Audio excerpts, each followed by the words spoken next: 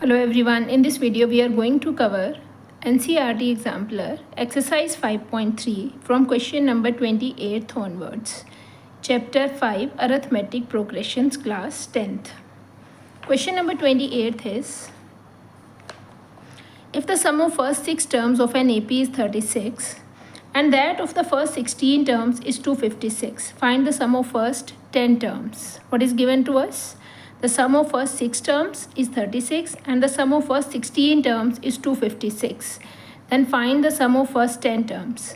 देखो, अगर आपको 6 टर्म्स का सम 36 दिया हुआ है, मतलब आपको ये क्वेश्चन कई बार MCQs में भी पूछा जा सकता है कि फर्स्ट 6 टर्म्स का सम 6 का स्क्वायर है, फर्स्ट 16 टर्म्स का सम 16 का स्क्वायर है, तो फर्स्ट 10 टर्म्स का सम कितना होगा? 10 का स्क्वायर. Quite obvious. AP में ये पैटर्न्स ऐसे ही चलते हैं. अगर आपके पास फर्स्ट 6 टर्म्स का सम 36 है, मतलब 6 स्क्वायर, 16 टर्म्स का सम 256 है, तो 10 टर्म्स का सम 10 का square, that is 100 will be the answer.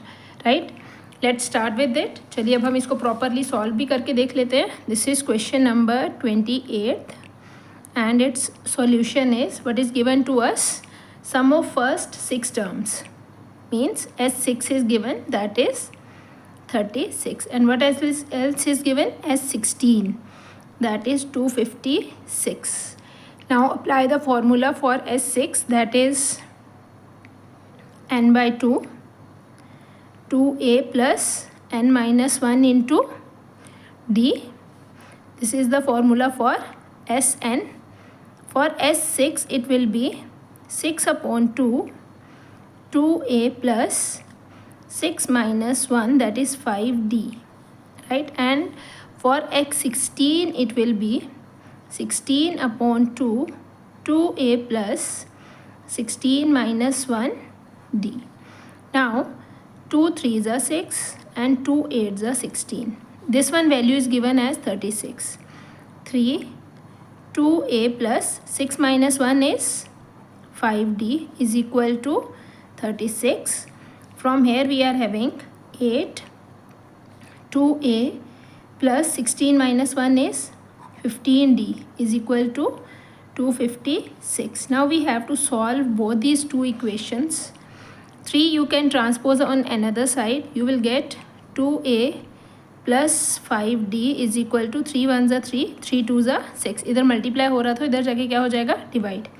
Similarly 2a plus 15d, 256 divided by 8. 8 3s are 24, 1 left, 8 2s are 16. This is our first equation and this is our second equation. Now you have to solve these two equations as coefficient of a is same. So simply we have to subtract both these two equations to eliminate one of the variable and to get the value of d. This is equal to 32. By subtracting both the equations, this one should be cancelled. We will get minus 10d and here you will get minus, sorry, here we have 12. It should be 12. Right, this is 0. 3 minus 1 is 2. अगर आप इसको cut करेंगे तो d आपके पास आ जाएगा 20 divided by 10 which is equal to 2. D will be 2. Right, now how we can find out a? To find out a we have to put the value of d in any of the equation. 2a plus 5d is equal to 12. 2a plus 5 multiplied by 2 is equal to 12. 2a is equal to 12 minus 10. 2a is equal to 2. A will be 2 divided by 2. A will be 1. We got a, we got d. Now what we have to find out? We have to find out the sum of first 10 terms. S10 is equal to, answer हमारा 100 आना चाहिए. Check करते हैं. 10 by 2. This is 2. A is 1 plus n minus 1. That is 10 minus 1.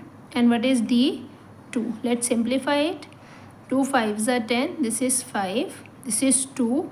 10 minus 1 is 9. 2s are 18. This is 5 multiplied by 20 and answer will be 100. Hope it is clear. The answer of the sum of first 10 terms of an AP S10 is equal to 100. The sum of first 10 terms of an AP is 100. Okay, let's move on the next question. Now question number 29th is find the sum of all the 11 terms of the AP whose middlemost term is 30. आपने AP की सारी terms का सम निकालना है और हमें middle most term 30 दे रखी है.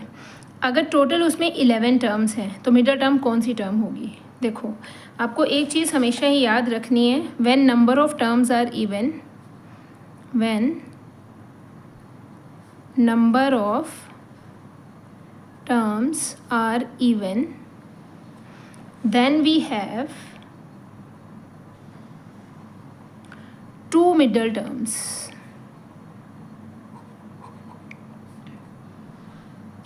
और वो कौन सी होंगी. अगर मान लो n है और n इवन है तो मिडल टर्म्स कौन सी होंगी. One is n/2 and another one is n/2 + 1. मतलब ये n+1/2 नहीं है, ये n/2 + 1th टर्म है, n/2th term and n/2 + 1th term. These are the two middle most terms. मतलब अगर देखो आपके पास टोटल 10 टर्म्स है, राइट. तो टोटल 10 टर्म्स है तो मिडल टर्म कौन सी होगी. One is 10/2 is 5th term and another one is 5 + 1 that is 6th term.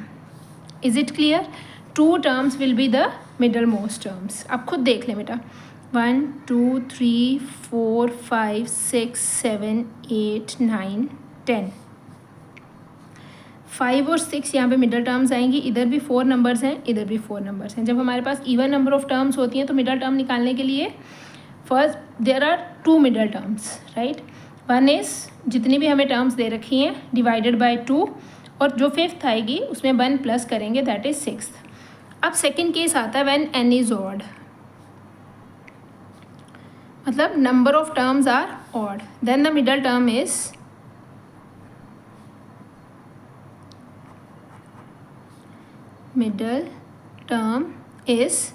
n+1/2 2th term, right. For example अगर हमारे पास 21 टर्म्स है, 21 टर्म्स हैं तो इसका हाफ कौन सा आएगा.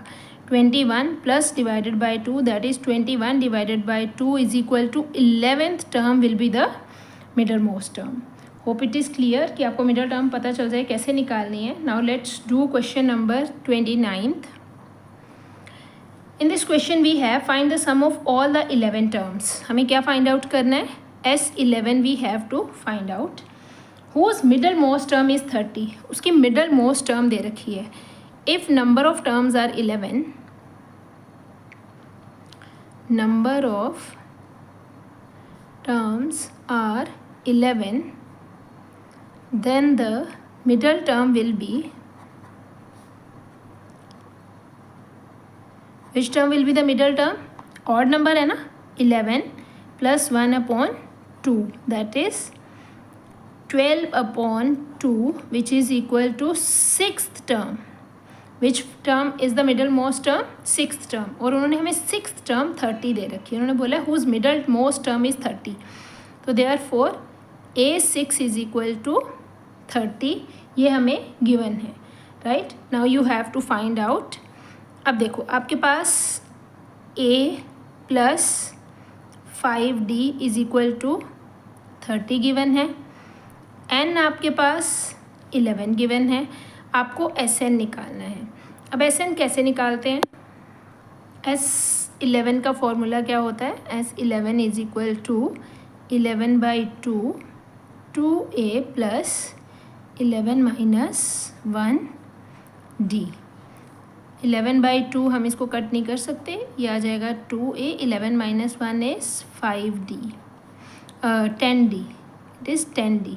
अब देखो इन दोनों में से 2 कॉमन आ रहा है. आप इन दोनों में से 2 को कॉमन लेंगे तो आपके पास आ जाएगा 11/2. 2 बाहर आ जाएगा, अंदर बच गया A + 5D. और A + 5D की वैल्यू आपके पास 1 में दे रखी है दैट इज़ 30. ये हमने पहले ही कैलकुलेट कर ली थी. A + 5D की वैल्यू आपको कितनी दे रखी है. 30 दे रखी है. तो S11 is equal to 11 × 30 as a plus 5d is equal to 30 from 1. Hope it is clear. अब हमारे पास S11 का आंसर कितना आ जाएगा? 330. The sum of first 11 terms of an AP is 330. Now question number 30th is find the sum of last 10 terms of this AP. अब AP में आपने हमेशा एक बात का ध्यान रखना है कि जब भी आप SN वाला फॉर्मूला लगाते हैं तो वो हमें सम देता है फर्स्ट n टर्म्स का. अगर आप S10 निकालोगे तो फर्स्ट 10 टर्म्स का, S20 लगाओगे तो फर्स्ट 20 टर्म्स का, S5 लगाओगे तो फर्स्ट S5 टर्म्स का. उन्होंने बोला find the sum of last 10 terms. अब आप ऐसे नहीं कर सकते कि S10 का फॉर्मूला लगा दोगे तो आपके पास लास्ट 10 टर्म्स का सम आ जाएगा. एक मेथड तो ये है कि आप इस AP को रिवर्स कर दें और लास्ट 10 टर्म्स का सम निकाल लें. दूसरा मेथड है आप चेक कर लें कि इस AP में टोटल कितनी टर्म्स हैं. जैसे आपके पास 126 इस AP की कौन सी टर्म बनती है, यहाँ से आपके पास n आ जाएगा. वहाँ से भी आप चेक कर सकते हैं कि लास्ट 10 टर्म्स का फॉर्मूला कैसे बनाना है. राइट. तो सबसे अच्छा तरीका है आप इस AP को रिवर्स कर लो और फिर सम फाइंड आउट कर लो. AP एक ऐसा ब्यूटीफुल पैटर्न है कि अगर आपको लास्ट से कुछ भी निकालना है ना तो आप उसको रिवर्स कर लो, you will get the correct answer. चलिए स्टार्ट करते हैं. We are having the given AP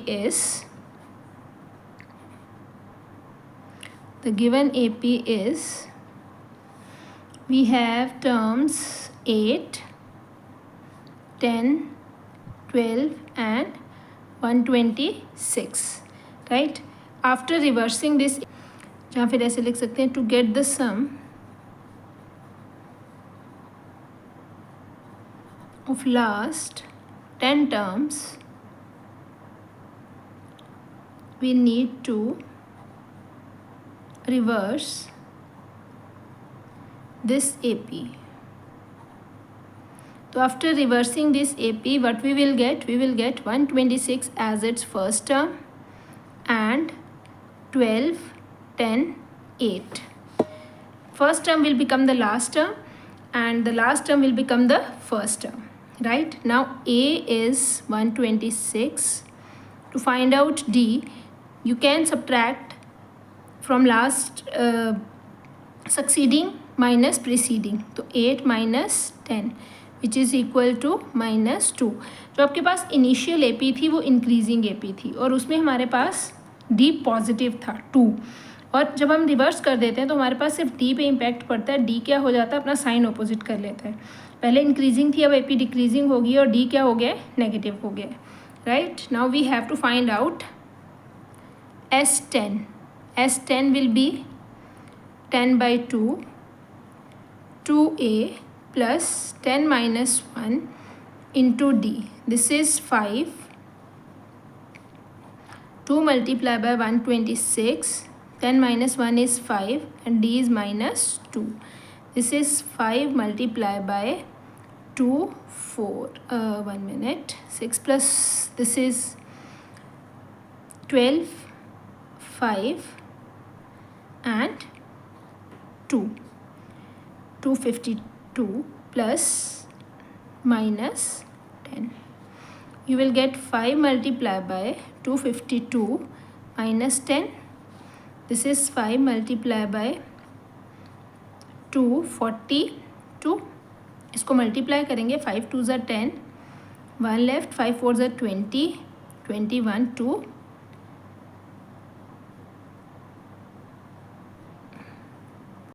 Sorry, there is one mistake. 10 minus 1 is 9. It should be 9. It should be 18.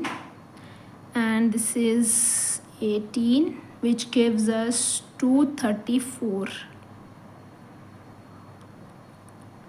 234 multiplied by 5 gives us 1170. This is the correct answer. 1170 is the correct answer. हमने यहाँ पे गलती कर दी थी. 10 minus 1 is 5. चलिए next question करते हैं. Now question number 31 is find the sum of first 7 numbers which are multiple of 2 as well as the multiples of 9. आपने ऐसे नंबर्स लेने हैं जो 2 के भी मल्टीपल्स हों और 9 के भी मल्टीपल हों, दोनों के मल्टीपल हों. है ना। अब आपको ऐसे नंबर्स कैसे मिलेंगे, सबसे पहले तो आप 2 और 9 का एलसीएम निकाल लीजिए, जैसे उन्होंने यहाँ पे हिंट भी दिया हुआ है। तो आपके पास कौन से नंबर्स आएंगे, LCM of 2 and 9 will be 18। 18 के मल्टीपल्स लेने हैं एक्चुअली आपने, यहाँ पे आपने वो नंबर्स लेने हैं which are multiple of 2 as well as of 9, means दोनों के मल्टीपल होने चाहिए, सिर्फ 2 या अकेले 9 के नहीं, which are multiple of 2 as well as of 9, मतलब दोनों के मल्टीपल हों। तो आपने कैसे नंबर्स लेने हैं, we are having question number 31st multiples of 2 as well as of 9 are 18, 36, 54 and so on. ये हमारी AP बनेगी. Now what is A? A is 18. What is D? D is also 18, right? Now what we have to find out? Find the sum of first 7 numbers. What we have to find out? Sum of first 7 numbers means we need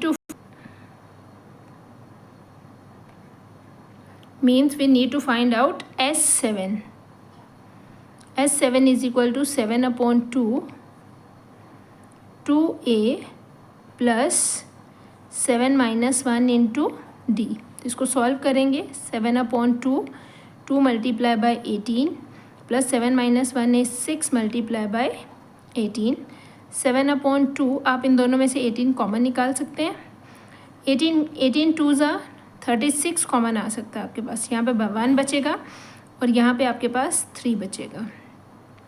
this is 2 18 ज़ा, ये आ जाएगा आपके पास 7 multiply by 18 multiply by 4, 7 4 ज़ा 28 multiply by 18, इन दोनों को multiply करें और answer, if you will multiply both these numbers you will get 504 is the sum of the numbers, first 7 numbers which are of multiple of 18 as well as of 9, right.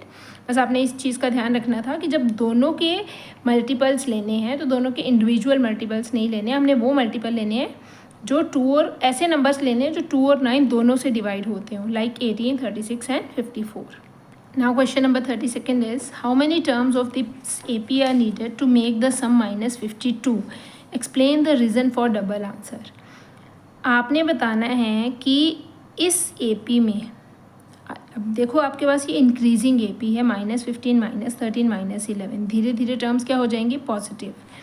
उन्होंने बोला है कि कितनी terms का सम 55 बनेगा, check करते हैं कितनी टर्म्स का सम 55 बनेगा, और हमारे पास यहाँ पे 2 आंसर्स आएंगे, हमने एक्सप्लेन करना है कि यहाँ पे 2 आंसर्स क्यों आए हैं। तो let's do this question number 32. The given AP is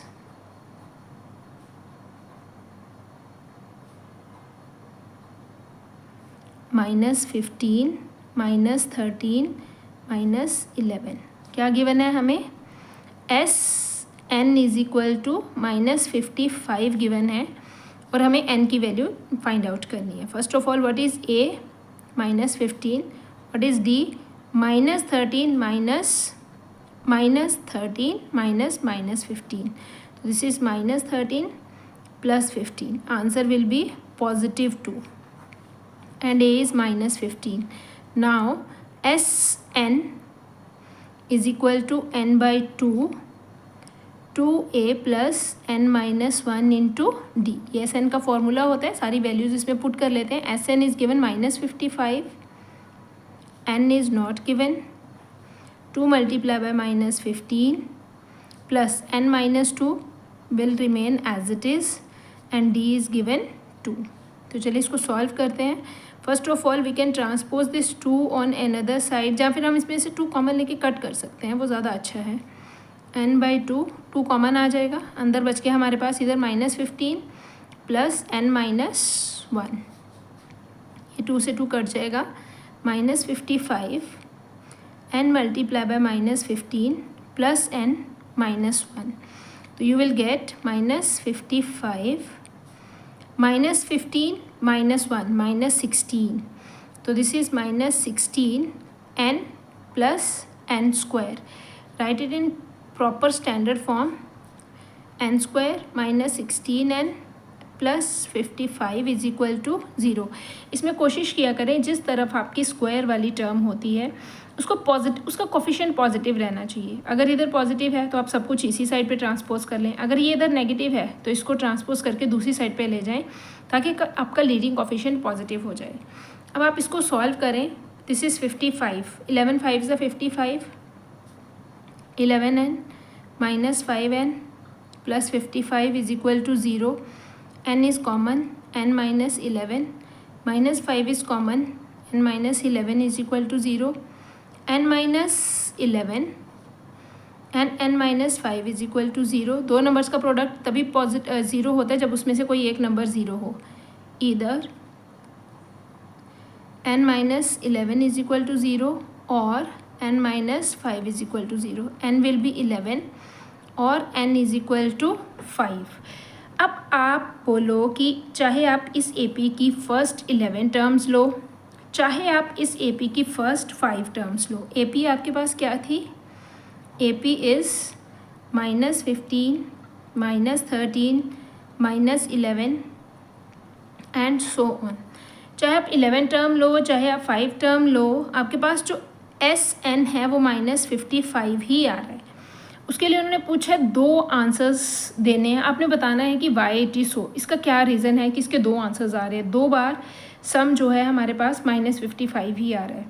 बेटा देखो, जैसे जैसे आप इसमें आगे बढ़ते जाओगे पहले कुछ टर्म्स तो नेगेटिव आएंगी, राइट. इसके बाद नेक्स्ट टर्म भी 11 के बाद नेक्स्ट टर्म भी आपके पास क्या आ जाएगी? नेगेटिव आ जाएगी. उसके बाद एक और टर्म नेगेटिव आ जाएगी. धीरे धीरे टर्म्स क्या होनी शुरू हो जाएंगी? पॉजिटिव. और जब आप नेगेटिव और पॉजिटिव का सम करोगे तो भी आपके पास सम में कुछ टर्म्स क्या होती जाएंगी? नेगेटिव और पॉजिटिव आपस में कैंसिल होती जाएंगी. जब टर्म्स आपस में कैंसिल होती जाएंगी तो आपके पास फिर से सम -55 बन सकता है. तो इसका आप रीज़न क्या लिखोगे?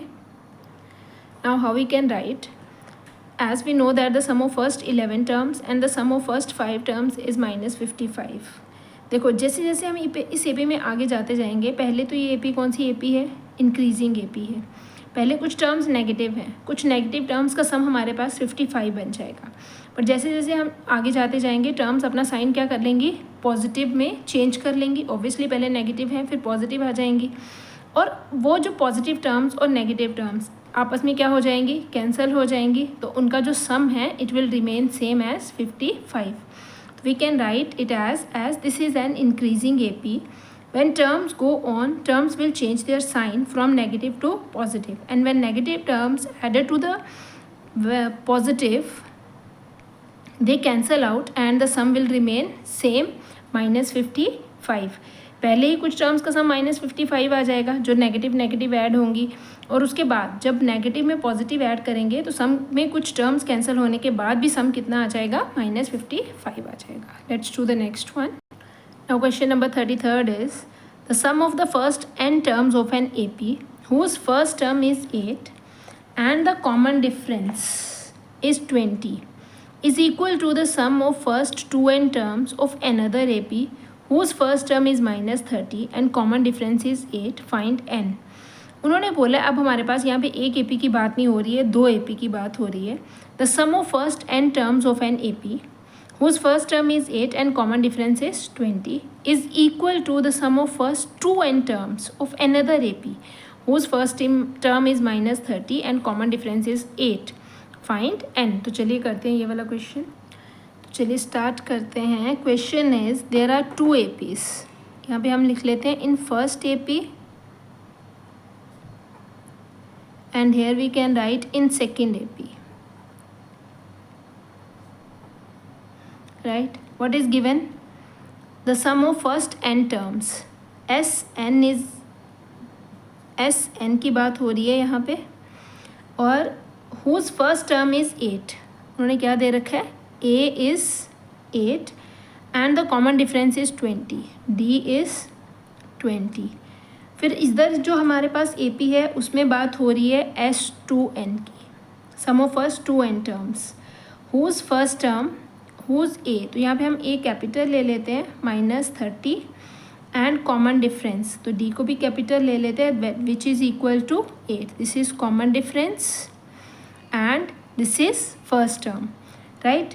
अब उन्होंने बोला आपने n की वैल्यू फाइंड आउट करनी है और हमें क्या गिवन है, we are given with Sn is equal to S2n।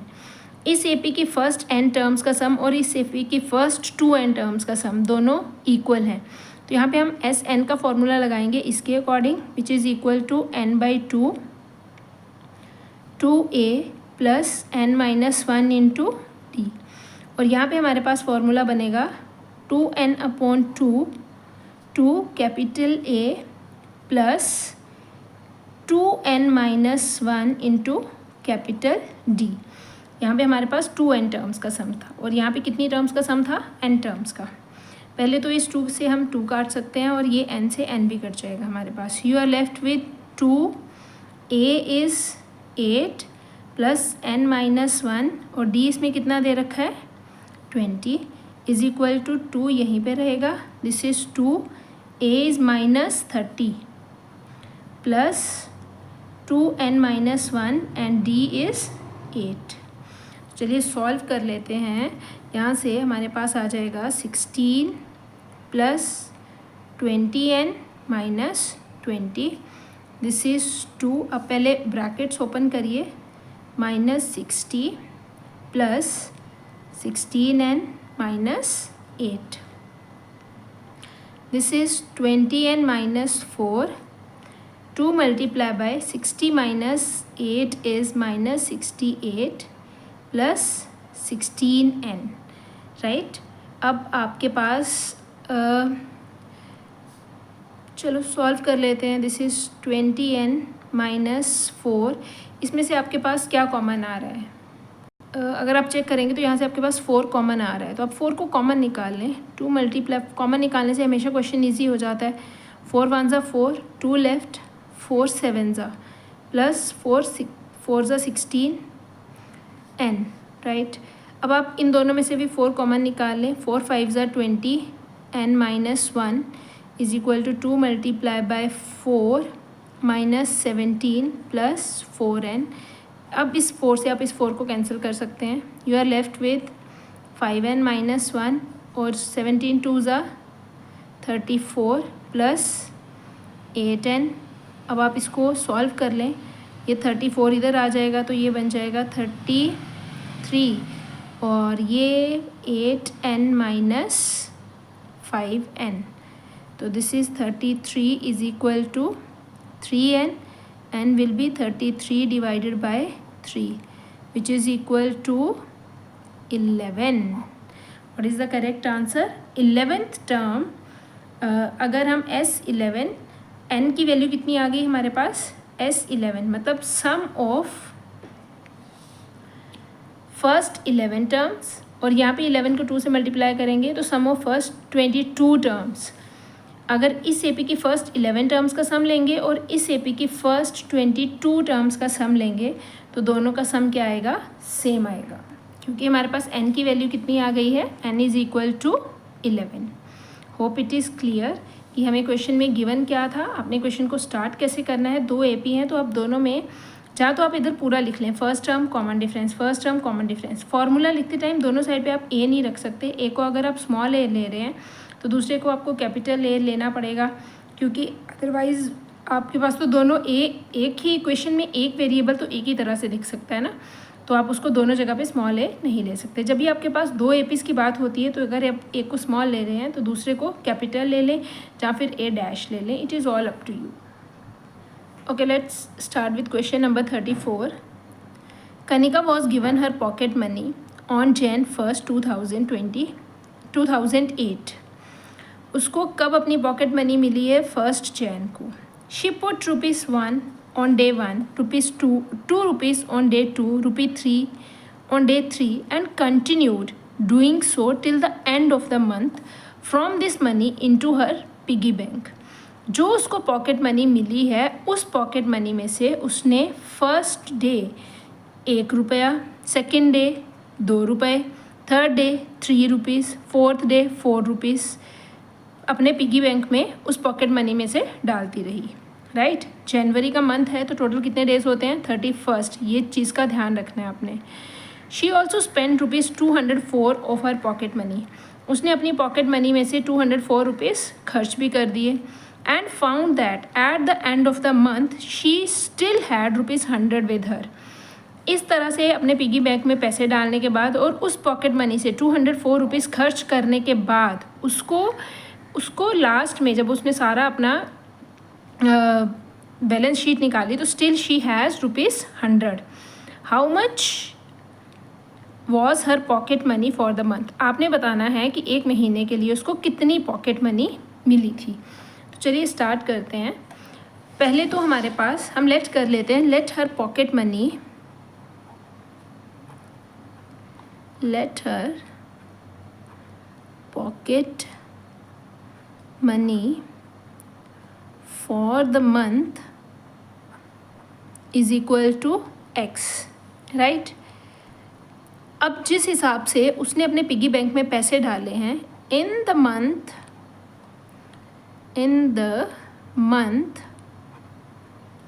Of Jan 2008 we have 31 days. Therefore, in given AP, N is equal to 31. What is A? First day she put 1 rupee. What is D? Then 1 rupee. D is again 1. हमारे पास AP क्या थी? AP will be first day उसने 1 रुपया डाला, second day 2, third day 3, then 4, then likewise 31st को उसने 31 rupees डाले होंगे इसी पैटर्न से। तो this is our AP, right. अब आपके पास देखा जाए तो AB 1 है और DB क्या है? 1 है। अब आपने फाइंड आउट क्या करना है, सबसे पहले तो आप बताओगे कि 31 डेज़ के लिए उसने कितना अमाउंट अपने पिगी बैंक में डाला है। तो ये कैसे आएगा हमारे पास? 31/2, we can apply the formula SN is equal to N/2 A plus AN, जब हमारे पास फर्स्ट टर्म और लास्ट टर्म गिवन है। A is 1 and what is AN? AN is 31, this is 31/2, 31 plus 1 is 32, 2 1s are 2, 1 left, 2 6s are 12, this is 31 multiply by 16, 16 1s are 6, this is 496 rupees जो हैं उसने अपने piggy bank में से अपनी pocket money में से डाल दिए। उसकी पॉकेट मनी कितनी थी? दिस इज़ ₹X, उसमें से 469 रुपीज़ उसने अपने पिगी बैंक में डाल दिए पूरे जैन मंथ में। उसके बाद उन्होंने बोला अपनी पॉकेट मनी से उसने 200 रुपीज़ स्पेंड भी करे हैं, 204 रुपीज़ स्पेंड भी करे हैं और still she is having 100 rupees left. तो अकॉर्डिंग टू क्वेश्चन हमारी इक्वेशन क्या बनेगी? उसके पास X रुपीज़ उसको अपनी पॉकेट मनी मिली जिसमें से उसने 496 रुपीज़ अपने पिगी बैंक में डाल दिए, 204 रुपीज़ उसने स्पेंड कर दिए और लास्ट में उसके पास 100 रुपीज़ बच गए।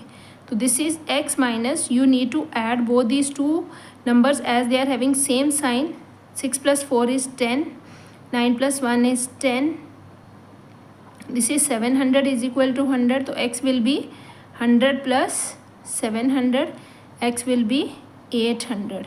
So how much pocket money she got in the month of Jan? She got ₹800. Now let's do the last question of this exercise. Yasmin saves ₹32 during the first month, ₹36 in the second month and ₹40 in the third month. If she continues to save in this manner, how much money will she save? In how many years, in how many months will she save ₹2000? उन्होंने बोला है कि वो first month 32 rupees save करती है, second month 36 करती है, third month वो 40 रुपीज़ सेव करती है। अगर वो इसी तरह से सेव करेगी, in how many months will she save ₹2000? वो कितने मंथ्स में 2000 की अपनी सेविंग बना लेगी? तो ये जो 2000 दे रखा है उन्होंने क्या दे रखा है? SN दे रखा है, right, sum of total amount, कि उसने कितने मंथ में ये मनी सेव करी है, आपको N फाइंड आउट करना है। तो स्टार्ट करते हैं। This is question number 35। AP is first month में वो 32 करती है, सेकंड में 36 एंड देन 40। हर मंथ में 4 रुपीज़ ज़्यादा सेव कर रही है। तो SN हमें दे रखा है 2000 and we have to find out N। हमें क्या फाइंड आउट करना है? Number of months. A हमारे पास 32 है और D हमारे पास 36 minus 32 that is D will be 4। तो apply the formula of SN which is equal to N by 2 2A plus N minus 1 into D। SN दे रखा है 2000, N हमने फाइंड आउट करना है। This is 2 multiply by what is A is 32 plus N minus 1 into D, N minus 1 और D कितना है हमारे पास 4। तो आप देखो यहाँ से 2 कॉमन आ रहा है, तो कॉमन निकालना हमेशा ही अच्छा रहता है। हमने 2 को कॉमन निकाल लिया। This is 32 plus N minus 1 into 2, तो ये 2 से 2 कैंसिल हो गया। अब आपके पास है 2000 is equal to N bracket 32 plus N minus 1 into 2। यहाँ से एक और 2 कॉमन आ रहा है, आप इसको इधर लाके डिवाइड कर सकते हैं। 2000 N multiply by 2 this is 16 plus N minus 1, ये 2 इधर डिवाइड होगा तो हमारे पास आएगा N multiply by 16 plus N minus 1, this is equal to 1000। 16 minus 1 is 15N plus N square. तो आपकी जो क्वाड्रेटिक बनेगी N square plus 15N minus 1000 is equal to 0। अब आपने यहाँ से इक्वेशंस बनानी है जिनको प्लस माइनस करके आपके पास 15 बनना चाहिए और ये 1000 है आपके पास। अब देखिए कि 1000 के कौन से 2 आप फैक्टर्स लेंगे जिनको प्लस माइनस करके 15 बने। 1000 की प्राइम फैक्टराइजेशन आपके पास होती है 5 into 5 into 5 into 2 into 2 into 2। 5 5 ज़ा 25 एंड दिस इज़ 5 8 ज़ा 40। 40 और 25 N square plus 40N minus 25N minus 10,000 is equal to 0। ये आपके पास आ जाएगा। यहाँ से आप इस क्वाड्रेटिक इक्वेशन को सॉल्व करेंगे तो आपके पास n की 2 वैल्यूज़ आ जाएंगी। एक आपके पास n की वैल्यू आ जाएगी -40 और दूसरी आपके पास n की वैल्यू आ जाएगी 25। तो ये वाली वैल्यू जो -40 है ये तो रिजेक्ट हो जाएगा क्योंकि number of terms can't be negative. तो n की वैल्यू आपके पास कितनी आ जाएगी 25 मंथ्स उसको लगेंगे 2000 रुपीज़ सेव करने में। How many months it will take 25 month. Hope आपको ये क्वेश्चन समझ में आ गए होंगे। इन क्वेश्चंस की प्रैक्टिस ज़रूर करें एक बार। अच्छे क्वेश्चंस हैं एपी के, इससे आपको बहुत सारे कॉन्सेप्ट्स हैं जो आपको क्लियर होते हैं जब आप एनसीईआरटी एग्जाम्पलर करते हैं। एनसीईआरटी एग्जाम्पलर के सारे क्वेश्चंस अच्छे होते हैं। आप एक बार पहले खुद ट्राई किया करें। अगर आपको कोई क्वेश्चन समझ में ना आए तो आप वीडियो की हेल्प भी ले सकते हैं। Hope it is clear. Thank you.